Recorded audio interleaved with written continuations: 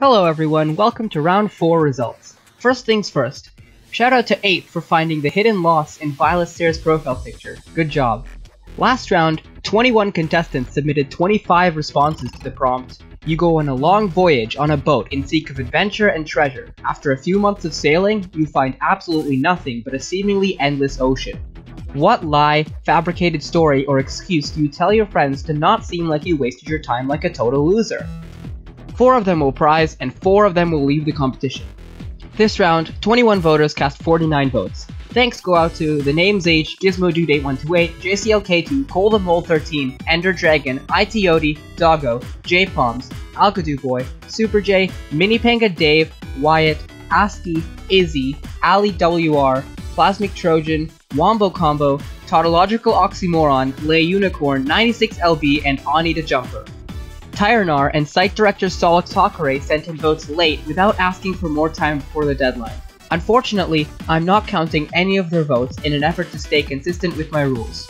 These votes would have changed 1 death and 1 prize, and I'll go over that at the end. So before I get to results, it turns out I forgot a confessional for the 3rd round in a row. Damn it. Anyway, Minipanga Dave submitted this, and it should have been included in episode 4A. Holy ever-loving fricky wiki and reproducey woosey, I did not expect to scrape last round. As much as I'm grateful to still be alive, I can't help but be frustrated that I came so close to death despite being somewhat confident in my responses. To me, it's seemingly random when a response is labeled as unoriginal or low-hanging fruit, and I never seem to know when it is or when it isn't.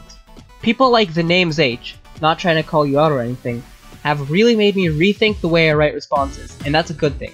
Some of the stuff I come up with really is unoriginal, but sometimes it's really hard to come up with something new or a joke that hasn't been told yet. I guess that's part of the challenge of mini TWOWs though, and I'm going to try harder than I ever have to stay alive here because this is by far my favorite mini TWOW ever. At the time of me writing this, I haven't submitted a response, and I have no clue how I'm going to respond to it. This is a very hard prompt, so I really hope I don't die. If I do die, it was an honor to even be part of the season. One more thing, Yeet Dab XD. Rip that fat cat 137, I'll miss you. Great confessional, Dave, sorry it wasn't included in 4A. Anyway, this round's winning response was the first response of the season to reach the 80s, hitting an impressive score of 81.25%. And I don't have to do any editing because his book's already on screen. Congrats, Dave, you've become the 2nd person in a row to win after scraping, winning round 4 with the response, "My journey went well until somebody deleted my save file." It's a concept I've seen many times before, but the public seemed to like it. Let's see the rest of the prize region. In 2nd place is GizmoDude8128. Seems he responded as if he went on a months-long voyage of school. One of my dummies finally did well, hooray! In 3rd place is someone I haven't seen prize in this TWOW in a while. It's internet sensation's favorite TWOW contestant, Lay Unicorn. A nice and believable response. And in 4th place, barely sneaking into the prize region is site director Solok Takare. Your response may not have broken as many records as your voyage would have, but you still earned yourself a DRP. And those are all the prizers. A moment of silence goes out to one of my favorite YouTubers, Tautological Oxymoron. Unfortunate, as this response was prizing most of the voting period. 5th place is still solid though, good job. Let's continue down the leaderboard.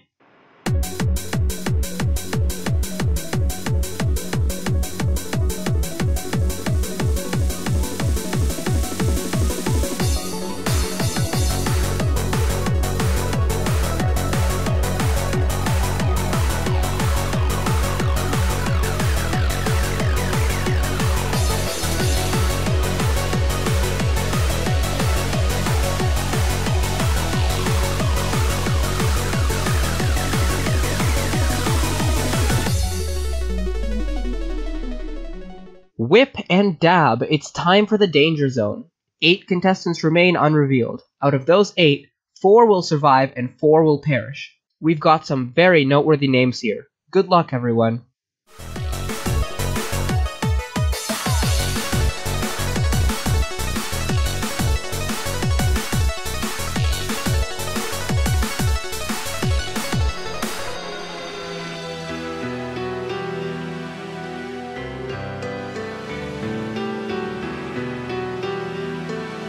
And that's the end of the line for 4 of our competitors.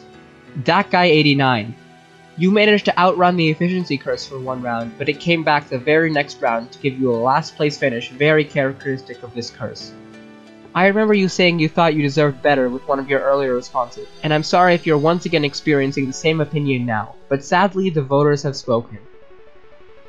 Algadoo Boy, you're our second Few Tech of the season, and surely an unexpected one. While your bottom response didn't answer the prompt, your higher placing response had a very interesting concept, but as Tot said on the Discord server, it was one that wasn't really suited to this round.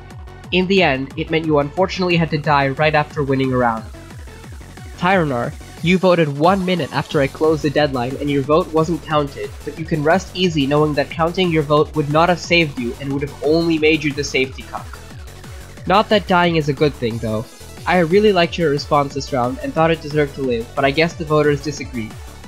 And Doggo, yours is definitely the saddest death this round. I've been really enjoying talking with you more, and I remember when we were talking about this round, and with your unconscious a few days ago, you weren't even close to death. In fact, you were all the way up in 7th place. But as the later votes came in, I didn't even notice that you fell into the death region until the voting period had finished. You're someone I wanted to do well, and I'm sorry you have to leave us in round 4, but it has to happen. As usual, we got some sad deaths. But it's already been a while, and I congratulate all 4 of you on your accomplishments in a season that was hard to get into to begin with. Time for stats. First things first, here's the deal with the late votes. So, the votes that weren't counted due to being sent in too late were comprised of 1 vote sent from Tyranar and 3 votes sent from site director Select Sakura. Here are the official results.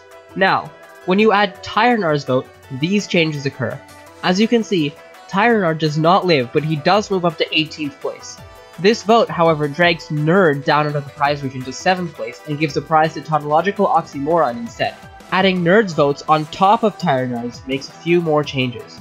First, Nerd themselves would have moved up to 5th place, but would not have regained a prize. However, Tyranar would have moved out of the death region with Nerd's votes killing Ani the Jumper instead. If I was lenient, these would be the final results. But sadly for Tot and Tyranar, I'm sticking by the rules I put in place after what happened in round 1. Sorry. Next, Super J and Pringles appear to have locked themselves in the first true tie of the season. Super J gets the honor of receiving 10th place because he responded first. After a subpar performance, Izzy drops to 3rd on the relative ranks leaderboard and makes it a tight race for 1st place. Tautological Oxymoron snags the frontrunner title with Dave right behind him. This is looking like the reverse of the race for frontrunner after round 2. With that guy dead, Sergeant Snivy uncharacteristically takes the efficiency champion role, with Super J only slightly ahead.